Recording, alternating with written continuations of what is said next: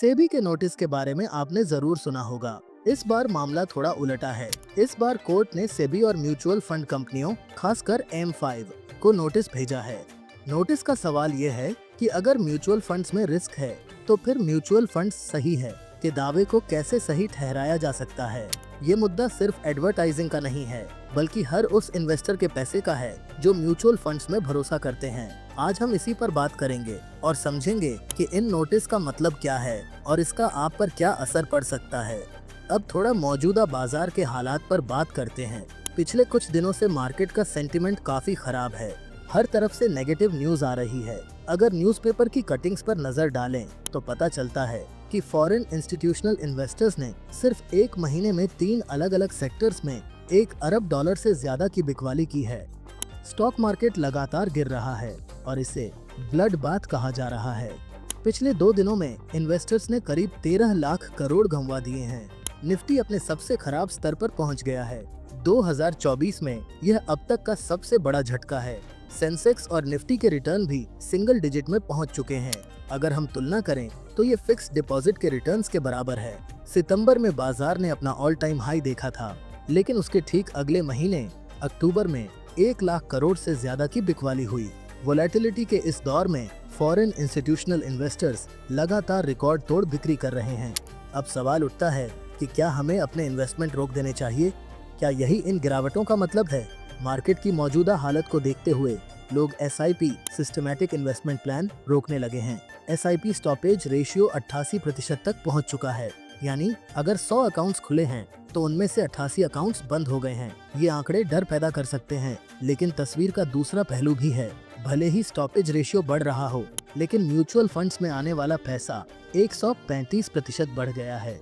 इसका मतलब ये है कि जो लोग SIP रोक रहे हैं वे अब बड़ी रकम एक साथ इन्वेस्ट कर रहे हैं। नवंबर 2024 में ही 60,000 करोड़ का इन्वेस्टमेंट म्यूचुअल फंड्स में हुआ, जबकि पिछले साल यह केवल 25,000 करोड़ था। अब अगर कुल एसेट अंडर मैनेजमेंट AUM की बात करें तो यह 68 लाख करोड़ तक पहुंच गया है। पिछले साल यह 50 लाख करोड़ के आसपास था। रिपोर्ट्स बताती हैं कि आने वाले सालों में यह और तेजी से बढ़ेगा। हाल ही में जारी ICRA की रिपोर्ट के अनुसार म्यूचुअल फंड्स में SIP से आने वाला पैसा लगातार बढ़ रहा है। मार्च से नवंबर तक 1,84,000 करोड़ का निवेश SIP के जरिए हुआ है। सबसे ज्यादा पैसा इक्विटी म्यूचुअल फंड्स में जा रहा है। इसका मतलब यह है कि लोग सीधे स्टॉक मार्केट से जुड़ने वाले फंड्स में निवेश कर रहे हैं। डेब्ट फंड्स या बॉन्ड्स के मुकाबले इक्विटी फंड्स में इन्वेस्टर्स का भरोसा ज्यादा है। तो अब सवाल उठता है कि इस गिरावट में आपको क्या करना चाहिए? डर और अफवाहों से दूर रहना सबसे जरूरी है। गिरावट का मतलब हमेशा नुकसान नहीं होता। यह उन लोगों के लिए भी एक मौका हो सकता है जो लॉन्ग टर्म में निवेश करना चाहते हैं। म्यूचुअल फंड्स का असली फायदा लंबे समय में दिखता है। इसलिए अपनी स्ट्रेटजी को दोबारा सोचें, डेटा पर भरोसा करें और बिना घबराए सही फैसला लें। इक्विटी म्यूचुअल फंड्स में पिछले साल की तुलना में इनफ्लो में 131% का इजाफा हुआ है।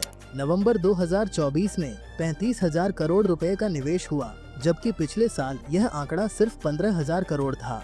डेटा से साफ है कि बाजार में गिरावट और नेगेटिव सेंटिमेंट्स के बावजूद इन्वेस्टर्स का भरोसा इक्विटी फंड्स में बना हुआ है। खासतौर पर लार्ज कैप फंड्स में सबसे ज्यादा पैसा आ रहा है। लार्ज कैप यानी ब्लू चिप कंपनियां, जो आमतौर पर निफ्टी 50 का हिस्सा होती हैं। फंड मैनेजर्स इन कंपनियों में अधिक भरोसा दिखा रहे हैं, जो उनके इन्वेस्टमेंट की स्ट्रेटजी में साफ नजर आता है।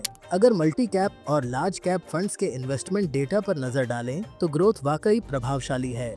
नवंबर 2023 की तुलना में नवंबर 2024 में मल्टी कैप में 17,100 करोड़ रुपए से बढ़कर 33,100 करोड़ रुपए का निवेश हुआ। लार्ज कैप में यह 300 करोड़ से सीधे 2,500 करोड़ तक पहुंच गया। मिड कैप और स्मॉल कैप फंड्स में भी क्रमशः 2,600 करोड़ से 4,800 करोड़ और 3,600 करोड़ से 4,100 करोड़ तक की वृद्धि देखी गई। सेक्टोरल और थीमेटिक फंड्स में भी निवेशकों की दिलचस्पी बढ़ी है। इंडेक्स फंड्स की बात करें तो ये SIP इन्वेस्टर्स के बीच काफी लोकप्रिय हैं। इंडेक्स फंड्स में निवेश करना सीधे निफ्टी 50 जैसी टॉप 50 कंपनियों में पैसा लगाने जैसा है। जरोधा की एक रिपोर्ट के अनुसार दिसंबर 2024 में इंडेक्स फंड्स के कुल AUM का 60% हिस्सा रिटेल इन्वेस्टर्स से आया है। इन फंड्स ने औसत 14% ग्रोथ दिखाई है, जो म्यूचुअल फंड्स की औसत 8% ग्रोथ से कहीं बेहतर है। हालांकि इन्वेस्टमेंट में हमेशा एक रिस्क फैक्टर होता है और यह पूरी तरह से हटाया नहीं जा सकता, लेकिन डेटा यह बताता है कि इंडेक्स और लार्ज कैप फंड्स में लंबी अवधि के लिए निवेश करने पर अच्छे रिटर्न्स मिल सकते हैं। पिछले 5-6 सालों में कई फंड्स ने 27 से 30% तक के रिटर्न दिए हैं। हालांकि शॉर्ट टर्म में गिरावट देखी जा सकती है, लेकिन लॉन्ग टर्म में ग्रोथ के आसार ज्यादा होते हैं। यह भी समझने वाली बात है कि बड़े फंड मैनेजर्स खुद भी इंडेक्स और ब्लू चिप फंड्स पर ज्यादा भरोसा कर रहे हैं। ऐसे में ₹2 वाले सस्ते स्टॉक्स की ओर आकर्षित होने के बजाय भरोसेमंद फंड्स में पैसा लगाना ज्यादा समझदारी भरा है। मार्केट के ग्लोबल सेंटिमेंट्स नेगेटिव हैं, रुपये की वैल्यू गिर रही है, डॉलर मजबूत हो रहा है और फेड रेट्स को लेकर भी चिंताएं हैं। लेकिन इन सभी चुनौतियों के बावजूद म्यूचुअल फंड्स में निवेश बढ़ा है, जो यह दिखाता है कि लोग अब भी इन्वेस्टमेंट के इस माध्यम पर भरोसा करते हैं। सेबी और म्यूचुअल फंड कंपनियों के खिलाफ कोर्ट के नोटिस का असर अब देखना होगा।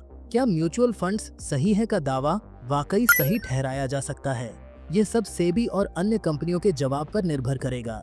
फिलहाल जो डेटा है वह यही कहता है कि घबराने की जरूरत नहीं है, खासकर अगर आप लार्ज कैप और इंडेक्स फंड्स जैसे भरोसेमंद फंड्स में निवेश कर रहे हैं। अगर आपको ये वीडियो पसंद आया हो और जानकारी उपयोगी लगी हो तो हमारे चैनल को सब्सक्राइब जरूर करें और वीडियो को लाइक करना ना भूलें। इससे हमें आपके लिए और ऐसी ही कंटेंट लाने का मोटिवेशन मिलता है। धन्यवाद।